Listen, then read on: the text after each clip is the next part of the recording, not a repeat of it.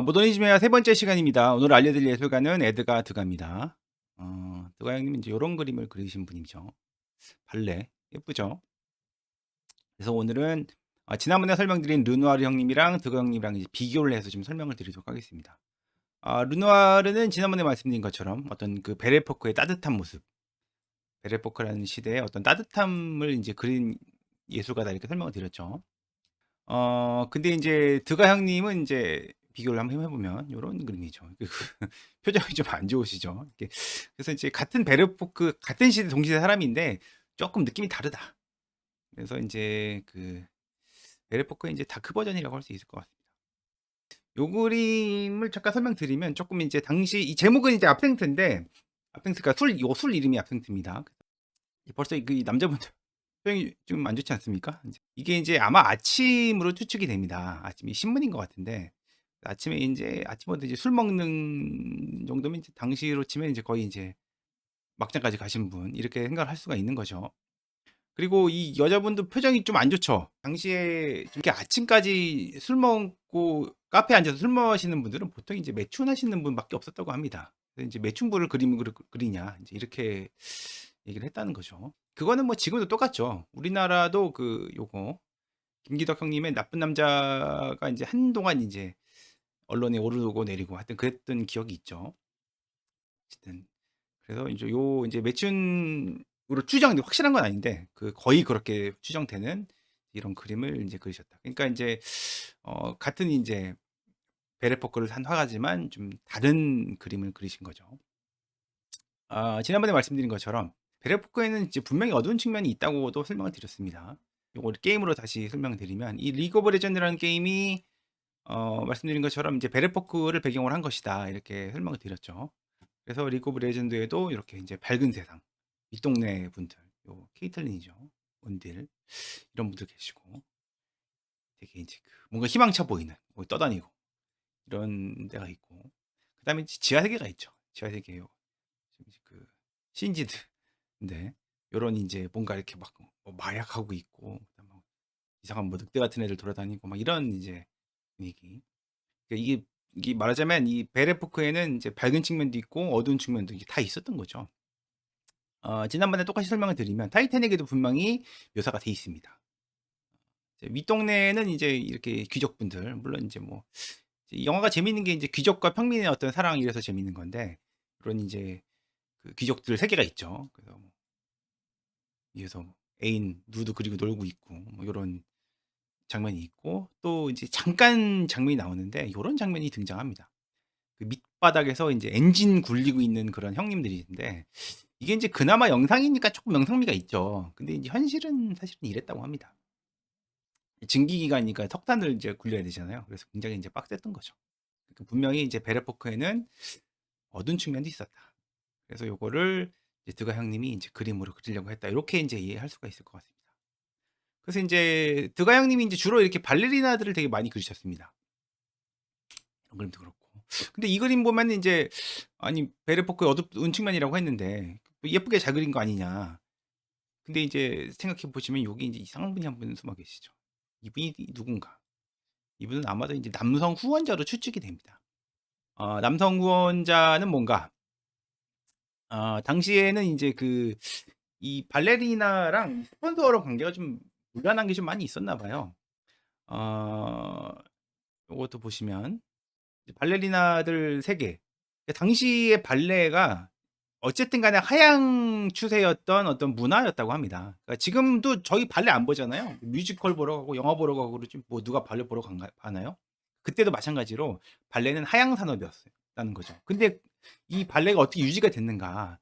왜냐면 사람들 티켓도 잘 안 팔릴 텐데 안 보니까 어떻게 유지가 됐는가? 인제 아마도 이 어떤 그 부자 남성들의 후원으로 유지가 됐을 것이다. 이렇게 인제 추측이 가능합니다.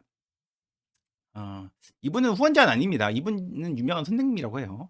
이분이 아니라 요 뒤에 계신 분들, 뒤에 계신 분들. 그 당시에 인제 그 후원자들이 인제 말하자면 돈을 좀 내고 돈을 제공하고 성적인 호의를 인제 제공을 받았다. 이렇게 얘기를 하게 됩니다. 그래서 요런 그림들. 그래서 이제 이걸 좀 적나라하게 그리신 분이 계시죠. 장 버나드 형님. 지금 인제 딱 누가 봐도 이건 뭐 그렇죠. 허리 감고 있고. 이게 또 보면 나이가 많아 보여요. 이게 좀 뭐 40 대도 아니고 한 60 대쯤 돼 보이시는데 이렇게 인제 어린 10대 소녀랑 이렇게 그렇다 그 머리 좀 모자가 많죠? 뒤에 모자가 되게 많습니다. 이런 상태였다. 이게 지금 예술판인지 아니면 어떤 그 성적인 어떤 노는 장소인지 인제 알 수가 없는 거죠. 당시 이게 현실이었다는 겁니다. 그래서 인제 드가 형님이 이렇게 물론 이 발레리나 그러니까 어떻게 얘기하면 이걸 이렇게 막 적나라하게 뭐 사회 고발한다 뭐 이런 측면은 좀 아니었던 것 같아요. 그러니까 이 베레포크의 어두운 현실을 그대로 보여주는 거죠. 분명히 이 소녀들도 아름답고 이 소녀들이 나름대로 꿈도 있었고 뭐 잘 되면은 뭐 매춘 안 하고 진짜 발레리나 성공할 수도 있을 뭐 소수겠지만 있을 테니까.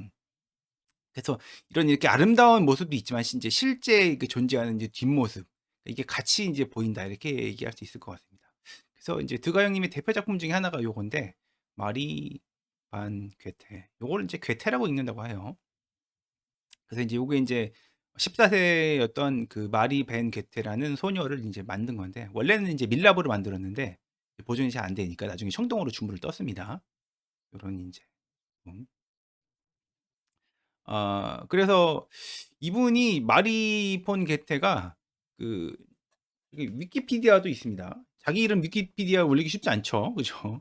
근데 이제 별거 아닌 것 같은 분이 이제 위키피디아에 올라오게 된 이유가 뭐냐면 이제 그 드가의 작품 때문이죠. 그 내용을 좀 대충 보시면 이제 뭐 세탁소에서 일하는 엄마랑 이제 뭐 재단사다 뭐 이렇게 해서 뭐 1860 년대에 벨기에에서 왔다. 그게 파리로 이제 이민을 왔다는 거죠. 그래서 뭐 이런 이제 뭐 그 삶의 이런 얘기들이 있고 인제 뭐 쭉 보다 보시면 이제 이런 게 있죠. Mary was expected to give sexual favor. sexual favor 성적인 그 뭔가 성적인 무언가를 이제 제공한다. 누구한테? 메일 패트론한테. 요렇게 인제 얘기를 하는 거죠. 실제로 아마 이 메리 본 게테가 이제 매춘 활동도 했을 것으로 추측을 합니다. 그래서 처음에 인제 발레리나로 열심히 활동을 하다가 나중에 자꾸 인제 빠졌다 그래요. 그러니까 아마 인제 다른 일을 하느라고 빠졌겠죠. 그렇게 하다 보니까 인제 오페라에서도 쫓겨나고 그러다가 인제 잊혀져 버리는. 그래서 이분 인제 가지고 뮤지컬을 만든 것도 있습니다. 어떻게 보면 인제 그 베르페코의 어떤 어두운 현실을 보여주는 뮤지컬이겠죠. 현실은 이랬다는 거죠. 현실은 이랬으니까. 이렇게 이 여자분들이 그러면 왜 이런 걸 했는가? 당시에 인제 먹고 살기가 힘들잖아요. 아무리 그 베르페크가 이제 뭐 밝은 측면도 있지만 아무래도 인제 어려운 노동자 계층들도 있는데 이런 분들 입장에서는 요런 걸 해서 먹고 사는 게 차라리 나을 수 있었다는 거죠. 그래서 그러면 이제 차라리 이렇게 해서 뭐 혹시 뭐 이 잘 남자 꼬드겨 가지고 인제 결혼해 가지고 살면 그건 뭐 나쁘지 않잖아요. 뭐 그거 괜찮을 수 있는데 실제로 대부분의 경우는 인제 그냥 말하자면 일회용 그러니까 그냥 놀다가 버려지고 그러는 경우가 상당히 많았다고 합니다. 그래서 이 마리벤 게테는 인제 그렇게 잊혀지는데 나중에 그림으로 인제 드가가 잠깐 그려 놓습니다. 이분이 아마 마리본 게테일 것으로 추측이 됩니다. 뭐 생각보다 이렇게 뭐 처참해 보이진 않아요. 그래도 뭐 다른 이런 일을 하시면서 뭐 계속 살아 계셨겠죠. 하여튼 그렇긴 했는데 어쨌든 간에 본인이 꿈꾸던 어떤 그 부잣집과 결혼해서 뭐 귀부인이 되고 뭐 요런 거는 인제 이루지 못했던 것 같습니다. 뭐 그럼 지금은 다른가? 뭐 지금 똑같죠. 지금도 뭐 보시면 연예계가 얼마나 다르냐면 동물의 왕국이 맞다. 그래서 뭐 현역 아이돌 중에 성매매하는 애들도 있는데 이게 뭐 진실인지는 알 수 없습니다. 알 수 없는데 뉴스에도 나온 거 보면은 어느 정도 좀 진실이 좀 있는 게 아닌가 이렇게 추측이 됩니다. 이거 어디였지? MBC인지 JTBC인지 요런 거 이제 고발한 방송이었고 요런 기사도 있었습니다. 실제로 계약서가 존재한다. 월 2회 이상 뭐 이런 게 있다는 거죠. 그리고 이거는 인제 홍석천 형님이 인제 그 인터뷰하신 건데 주변에 아는 연예인을 연결해 달라고 부탁하는 경우가 있었다. 근데 직접 자기가 겪고 나니까 눈으로 확인하고 나니까 굉장히 충격적이었다. 이렇게 얘기했다는 거죠. 물론 인제 제 생각에 지금이랑 그때랑은 좀 다릅니다. 지금은 좀 먹고 살만 하잖아요. 그래서 어 그 뭐 편의점이나 아니면 뭐 공장에 들어가서 일하면 뭐 먹고 살 수 있죠. 근데 당시에는 사실은 굉장히 힘들었다는 거예요. 뭐냐면 이 그림 보시면 투페니 행오버다. 이게 숙소입니다.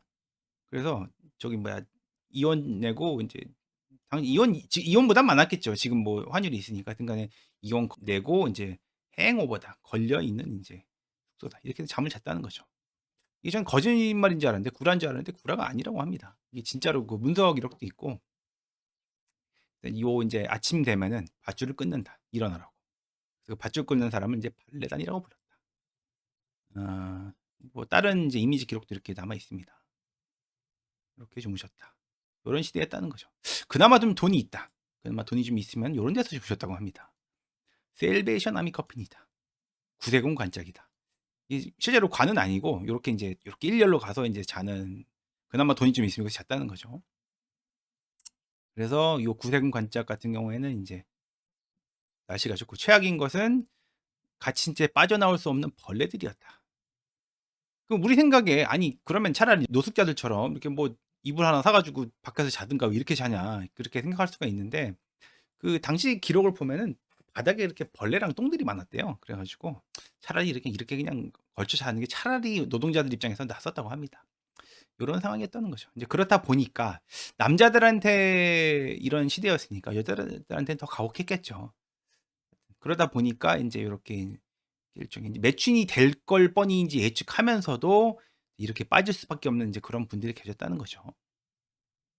서글픈 현실이죠. 요게 인제 어떤 베레포크의 어두운 모습이라고 보시면 될 것 같습니다. 베레포크의 다크 버전이 인제 드가 형님이시다. 다른 그림도 좀 소개를 해 드리면 이 그림도 벌써 어둡죠. 요 작품은 인제 인테리어입니다. 제목이. 인테리어 내부 이런 뜻인데 실내 뭐 이런 거죠. 보면 이제 여자분이 이제 살짝 벗고 계시죠. 바닥도 인제 뭐 이 목까지가 널려 있고 이거 심상치 않습니다. 이 남자분도 인제 표정이 되게 고업적이죠. 이게 뭐를 그린 것이냐.